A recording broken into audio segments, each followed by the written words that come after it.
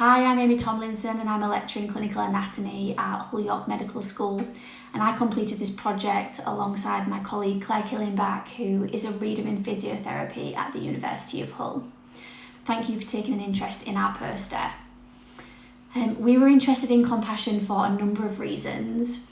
Firstly, because compassion can improve well-being, which is important as well-being levels are said to be lower in undergraduate students than the rest of the population.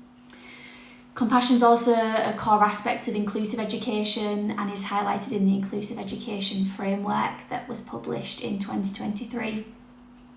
And a compassionate learning environment helps to promote translation to professional practice, which is important for all professions, but particularly the healthcare students that myself and my co-author teach.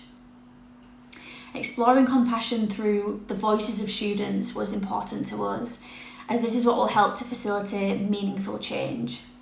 So our aim was to explore what a compassionate learning environment looked like from the student perspective. We recruited 20 undergraduate students via email between 2023 and 2024, and we conducted 4 activity-oriented focus groups lasting around an hour. Students were first asked to create a mood board depicting what a compassionate learning and teaching environment looked like to them. And we then used that mood board to guide the discussion for the rest of the focus group, and we audio recorded the discussions to use as data.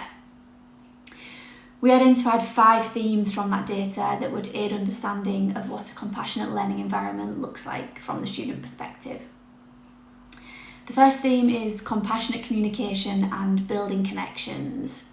Now, student participants suggested that compassionate communication and relational connection help to promote belonging and mitigate any worries that they have that are associated with university.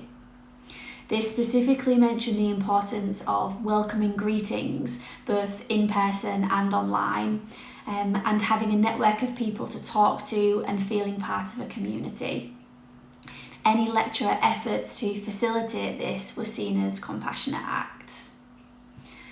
The next theme was recognising the student as a whole person, and this theme explains that a compassionate learning environment requires an appreciation for individual student lives and challenges outside of university. Now that included things like their hobbies, their work, their family and friends, but also recognising any distress that they might have around financial hardship.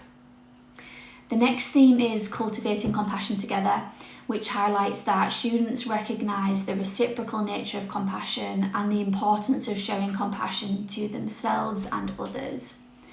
They specifically mentioned involving themselves in tasks and how that showed self-compassion, but also how that showed compassion towards others within their group.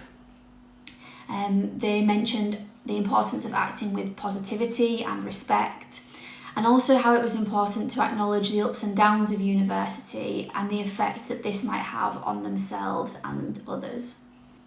The next theme relates to the physical environment. Student participants saw compassion in the availability of a variety of social spaces that encourage conversation, connection, interaction, but also allow for peace and time alone if desired. They specifically used words like inviting, bright and colourful, nature, water, green spaces, relaxing sounds and beautiful views. The final theme is around processes and systems, and showing compassion here involves minimising barriers and ensuring inclusivity. And student participants specifically mentioned appropriately spaced deadlines, convenient timetabling, and ensuring that access to support systems isn't lengthy or off-putting.